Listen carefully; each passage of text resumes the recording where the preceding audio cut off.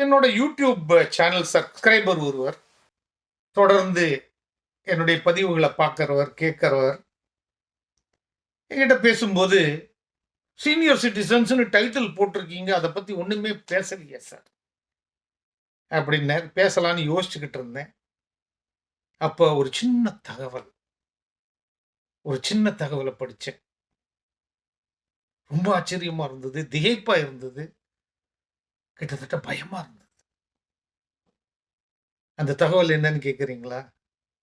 அந்த தகவல்ங்கிறது, இந்த ஏர்போர்ட்ல எல்லாம் வீல் சேர் டிமாண்ட் இருக்கும்ல, அது சக்கர நாற்காலியில உட்கார வச்சு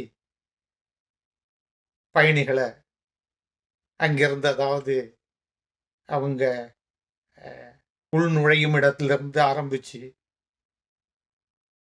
ஃப்ளைட்ல ஏற்றி விடுற வரைக்கும், அதே மாதிரி அங்கே இறங்குனதும் கொண்டு போய் அவங்கள கார்ல ஏற்றி விடுற வரைக்கும் அந்த சக்கர நாற்காலி தேவைப்படும் இல்லையா? அது நான் பெரும்பாலும் பறக்கும்போது உள்நாட்டிலையும் சரி, வெளிநாட்டிலையும் பார்த்துருக்கேன். ஒருத்தர் 2 பேர் 3 பேர். போன மாதம் ஒரு குறிப்பிட்ட விமான பயணத்துல, அதாவது தில்லியிலிருந்து கலிபோர்னியா செல்லக்கூடிய விமான பயணத்துல 99 பேர், அதாவது மொத்த பயணிகள்ல 3ல 1 பங்கு வீல் சேர், அதாவது சக்கர நாற்காலி கேட்டிருக்காங்க, உதவி கேட்டிருக்காங்க. இது எவ்வளவு ஆழமான விஷயம். அதுக்கு அடுத்த சில நாட்கள்ல டெல்லியில இருந்து நியூயார்க் போன விமானத்துல 90 பேர்